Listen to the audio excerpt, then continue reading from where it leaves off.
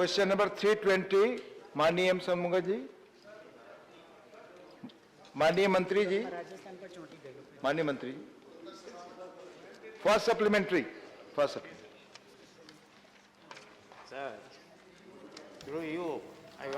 ஐயா, எம்எஸ்பி எனப்படும் குறைந்தபட்ச ஆதரவு விலைக்கென ஒரு குழு அமைப்பதில் தாமதம் ஏன் என்பதை உங்கள் மூலமாக அமைச்சரிடம் கேட்க விரும்புகிறேன். அடுத்ததாக, ஒன்றிய அரசு சென்ற நவம்பர் மாதத்தில் விவசாயத்திற்கான பூஜ்ய அடிப்படையிலான நிதிநிலை அறிக்கை பற்றியும் உறுதி அளித்திருந்தது. திராவிட முன்னேற்றக் கழகத்தின் தேர்தல் அறிக்கையில் குறிப்பிடப்பட்ட வாக்குறுதியின்படி திரு மு.க. ஸ்டாலின் அவர்கள் தமிழ்நாட்டின் முதலமைச்சராக பொறுப்பேற்ற பிறகு விவசாயிகளின் நலனுக்காக விவசாயத்திற்கெனவே பிரத்யேகமாக தனியாக ஒரு நிதிநிலை அறிக்கையை தாக்கல் செய்தார்.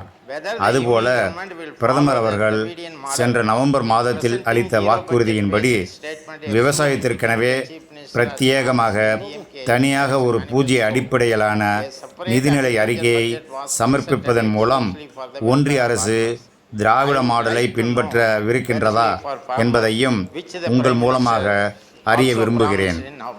தேங்க்யூ. माननीय मंत्री जी,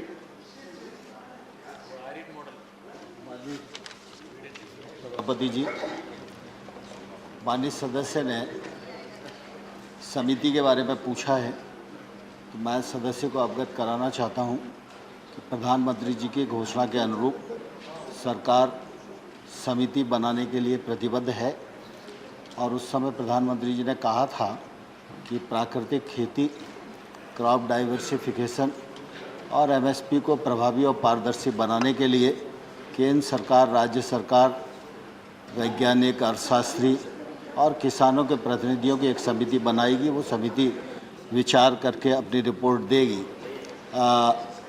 इस मामले में सरकार की कार्रवाई प्रचलित है और संयुक्त किसान मोर्चे के लोगों प्लीज आपस में बात ना करें. माननीय मंत्री जवाब दे रहे हैं. प्लीज. लोगों ने नाम मांगे हैं, उनसे वार्तालाप चल रही है.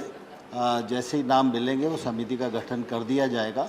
जहाँ तक शून्य बजट खेती के बारे में हमारे मित्र ने कहा तो मैं उनको यह बताना चाहता हूँ कि कुल मिला के प्राकृतिक कृषि पद्धति खेती के लिए प्रधानमंत्री जी का बल है और यह निश्चित रूप से आज की आवश्यकता भी है. इस बार के बजट में भी इसका उल्लेख किया गया है. पहले भी जैविक खेती और प्राकृतिक खेती की दृष्टि से केंद्र सरकार काम कर रही थी. परंपरागत खेती की हमारी जो योजना है उसके अंतर्गत प्राकृतिक खेती के लिए भी हम लोग काम कर रहे थे और जैविक खेती और प्राकृतिक खेती दोनों के परिणाम अच्छे हैं. दोनों के लिए योजनाएं हैं और मैं समझता हूँ जैविक खेती में 6 लाख हेक्टेयर से अधिक रकबा में आज खेती हो रही है और अधिकांश जो कृषि उत्पाद का निर्यात हो रहा है वो भी ऑर्गेनिक में ही है.